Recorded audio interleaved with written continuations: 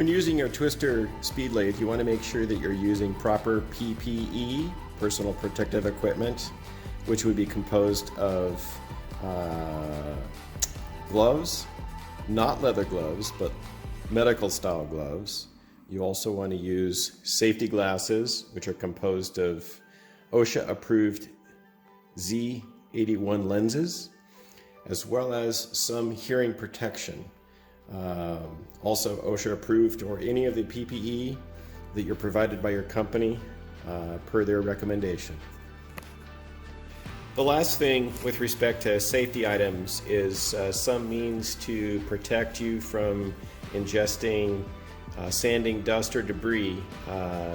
We recommend an N95 mask or some means to mitigate dust collection, either a dust sucker. See one of our other posted videos for a system that will work. But in any case, we always recommend use of a dust mask or what is provided to you by your company. Protecting your lungs from sanding debris is very important. Failure to do so can have long-lasting effects. If you fail to use some means, or even if you do use some means of dust mitigation, be that an N95 mask, there is no guarantee that you won't have long-lasting issues. So it's upon you to make sure that you take care of yourself.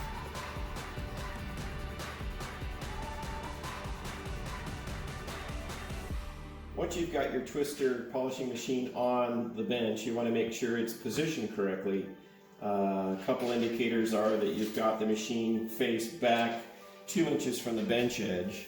Now, it is important that you maintain a distance, in that if someone walks by the machine and catches their body on the closer lever, they can pull this machine off the bench. So it is important that you pay attention to that.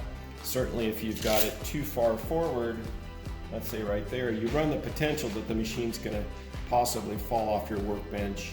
Going to be a bad day when it falls on your toe. So you want to maintain a 2-inch minimum setback from your bench edge in order to make sure that you're going to be able to operate the machine in a safe and ergonomically acceptable manner. Next thing you want to do is get your power cable, which is the connector that has that feature on the back of it.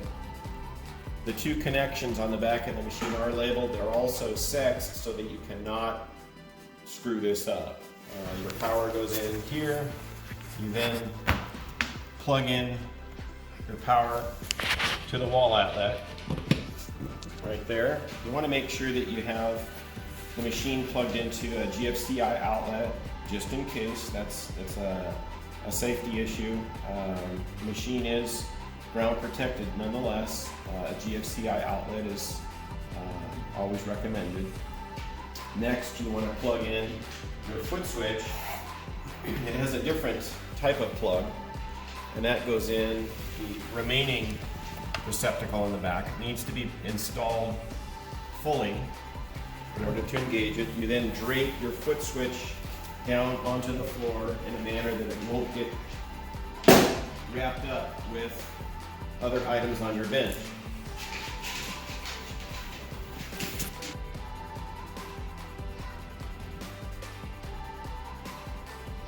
From an ergonomic standpoint, in order to make sure that your machine is going to be comfortable for long periods of use, we always recommend that you not sit at the machine for extended periods of time. Take a break, stretch, get coffee. It's always a good idea to stay limber, stretch at the machine when you can. But depending on your bench height, this bench currently is 36 inches tall. A bench that's anywhere from 30 to 36 inches tall will work.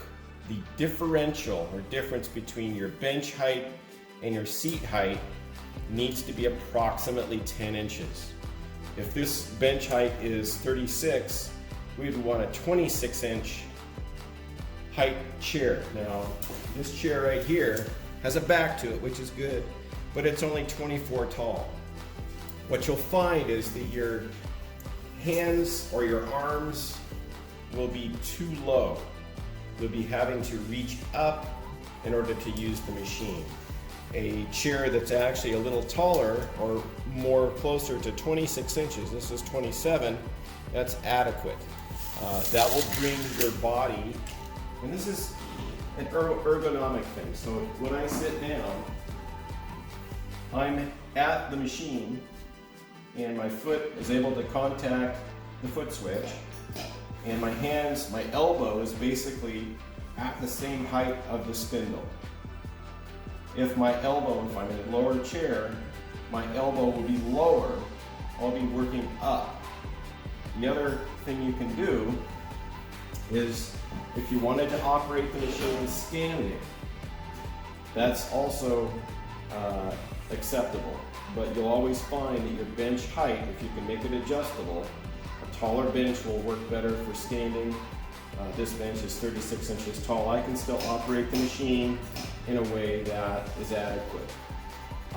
You'll also find that the further distance the machine is away from you or your face is beneficial, because you'll actually collect less debris towards your nasal cavity. That's, again, you want to use your N95 mask.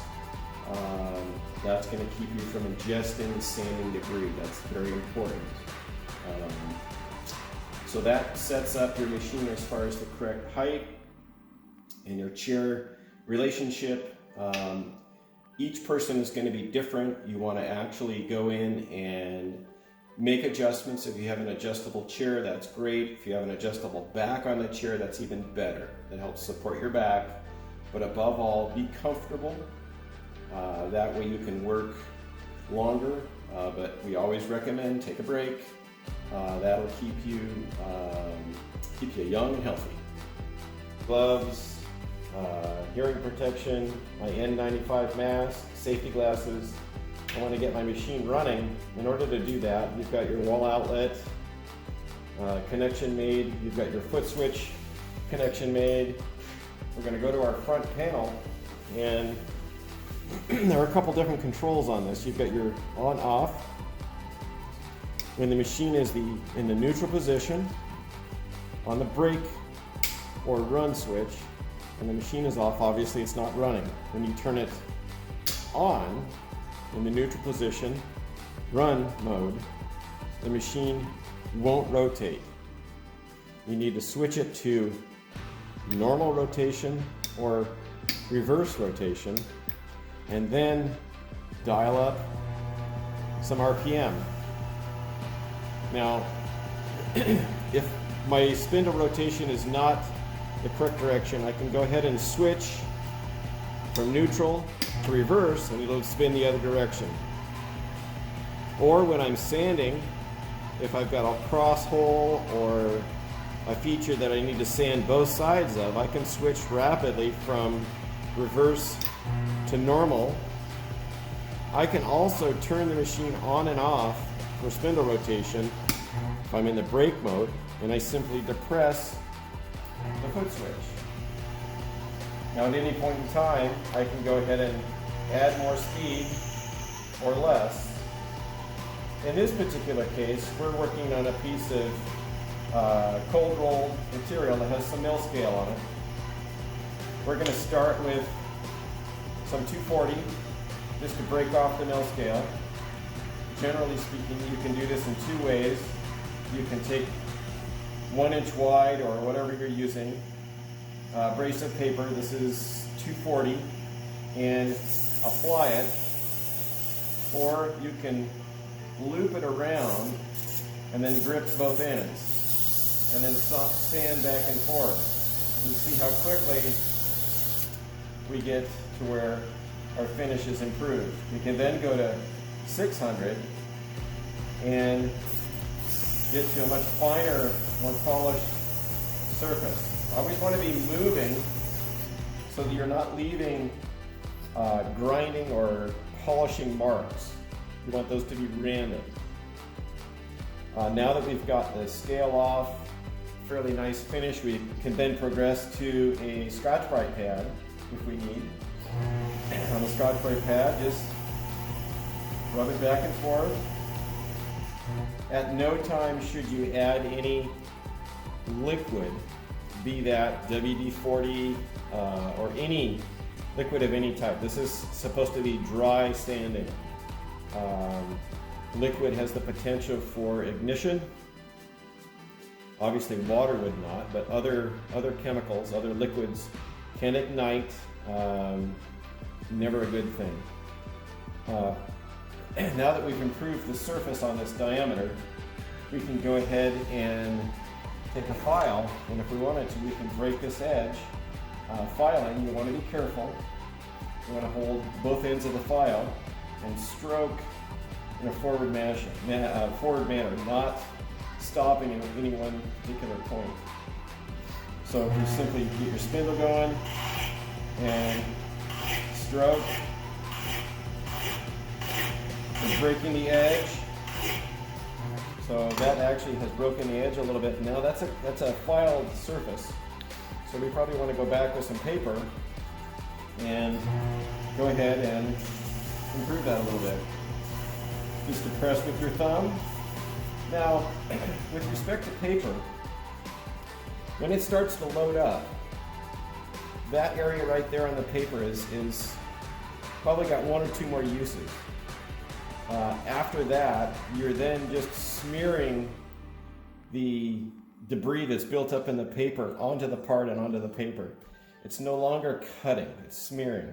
You want to progress to a section of the paper that is free of that. You'll actually get a better cutting action, a faster cutting action. You won't build up as much heat.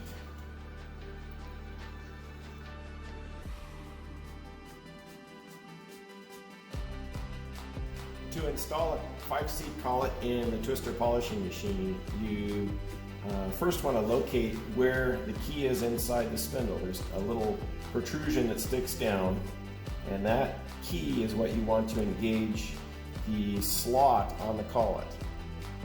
You can also find that inside the spindle by gently inserting the collet and rotating until it drops in to that key.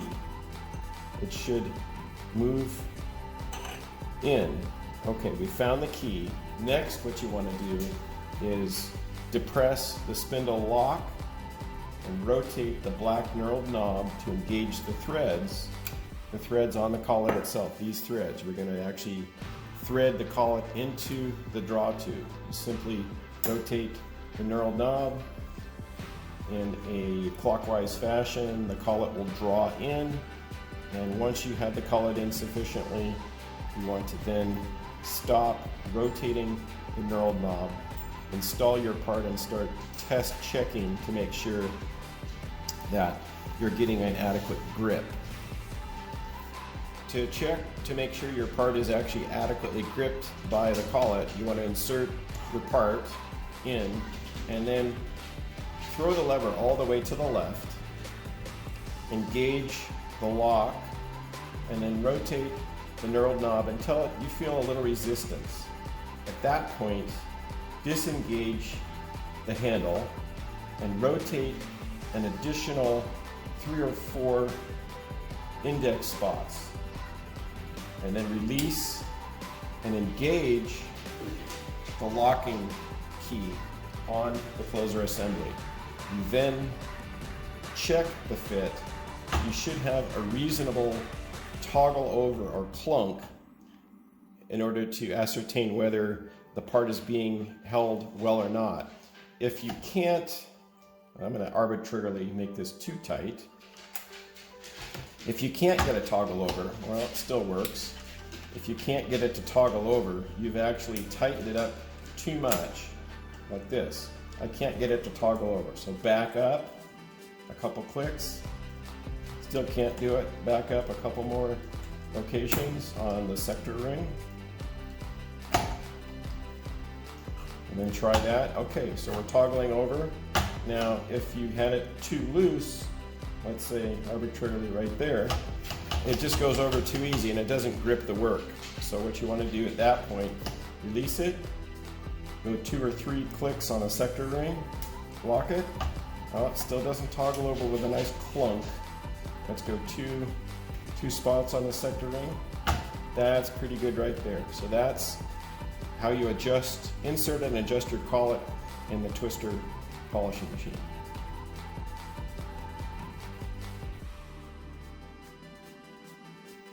Now that I've got my proper PPE on, including gloves, hearing protection, my N95 mask, safety glasses, I want to get my machine running. In order to do that, you've got your wall outlet connection made, you've got your foot switch connection made.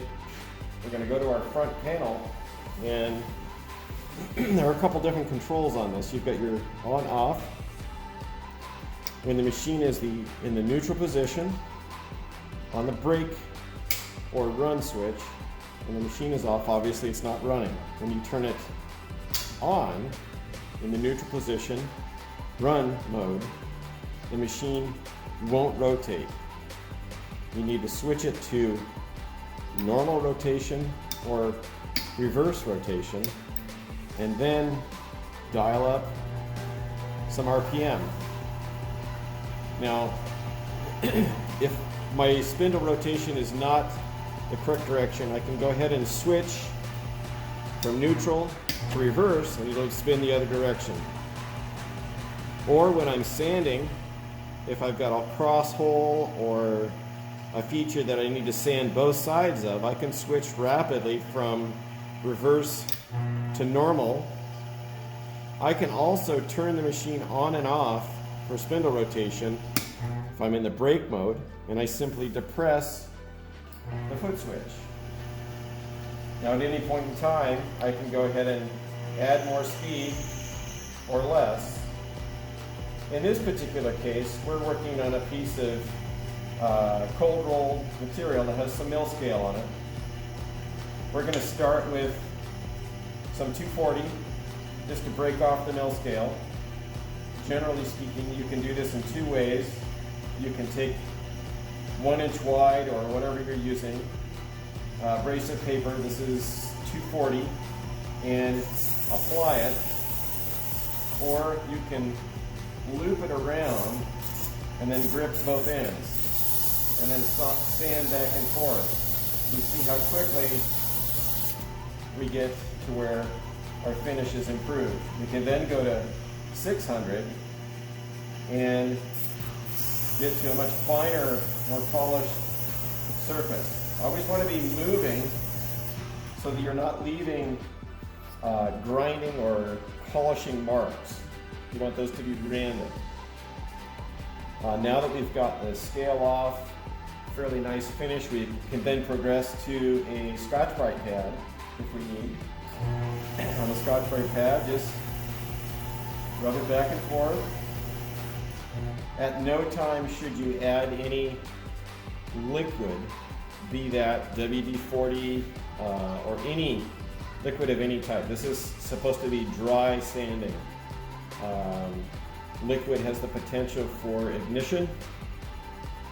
Obviously water would not, but other chemicals, other liquids can ignite. Never a good thing. Now that we've improved the surface on this diameter, we can go ahead and take a file, and if we wanted to, we can break this edge. Filing, you want to be careful. You want to hold both ends of the file and stroke in a forward manner, not stopping at any one particular point. So if you simply get your spindle going and stroke, we're breaking the edge. So that actually has broken the edge a little bit. Now that's a filed surface. So we probably want to go back with some paper and go ahead and improve that a little bit. Just depress with your thumb. Now, with respect to paper, when it starts to load up, that area right there on the paper is probably got 1 or 2 more uses. After that, you're then just smearing the debris that's built up in the paper onto the part and onto the paper. It's no longer cutting, it's smearing.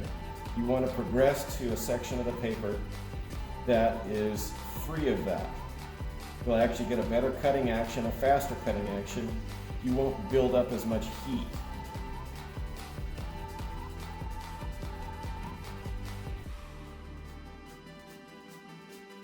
You can also use the Twister polishing machine for scraping or gaging, filing. We previously showed you filing. When you scrape, certainly using a blade, you want to use a spindle speed that's adequate to allow you to scrape. And you want to scrape in a manner that you have good support of the knife, and you want to just touch off. Once you've used the scraper, you want to go back with your paper and improve that surface. Just touch it with your finger, rub a little bit, keep moving, so that when you get the buildup on the paper, that area of the paper has already been, I guess, used. So you want to then progress to a different spot on the next operation.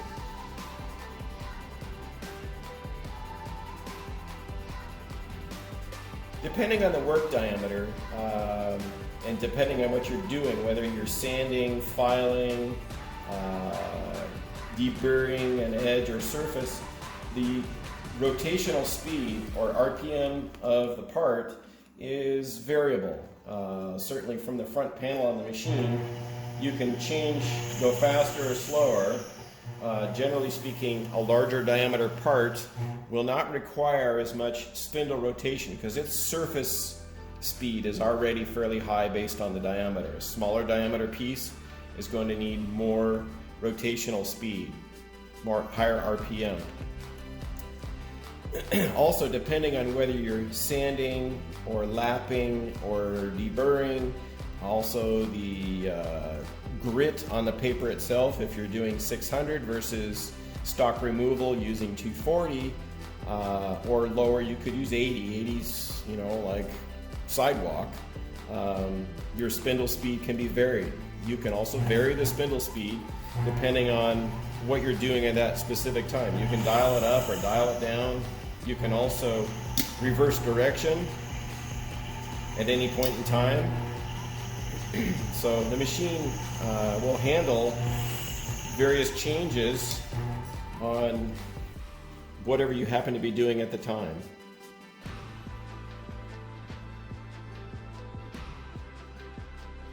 Once your part is adequately improved using your Twister polishing machine, in order to remove it, you simply take your collet lever and engage it to the right. That releases the part, and slide it out. Again, you can put in the next part and throw it to the left, and it's locked up. You're ready to go.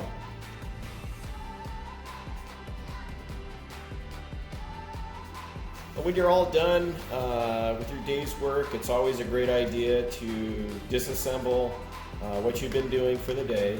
Certainly you want to remove your collet by throwing the lever to the right, disengaging the lever on the closer, locking the spindle lock, and then rotating the knurled knob in an anti-clockwise fashion so that the collet will come out. At that point, you want to remove the collet. You also want to take and use a clean towel, which I don't have in front of me, but I'm going to grab it. You want to wipe the inside of the spindle, removing any debris that may have accumulated during the day.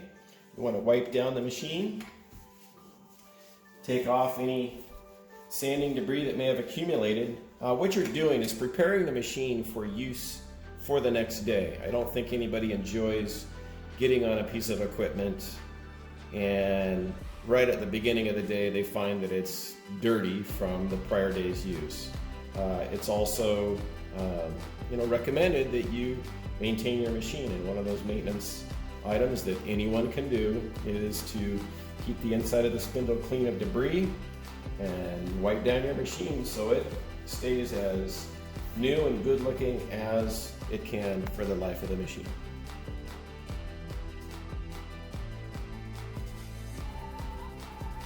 Once you've performed your end of day cleanup, you want to set the machine up so that it can go to bed. Essentially what you're doing is turning down your speed dial. You're switching either your forward, reverse, run, brake, any of those switches, make sure they're in neutral position and in brake mode, and then turn your main power to the off position. At that point, your machine is put to bed for the day.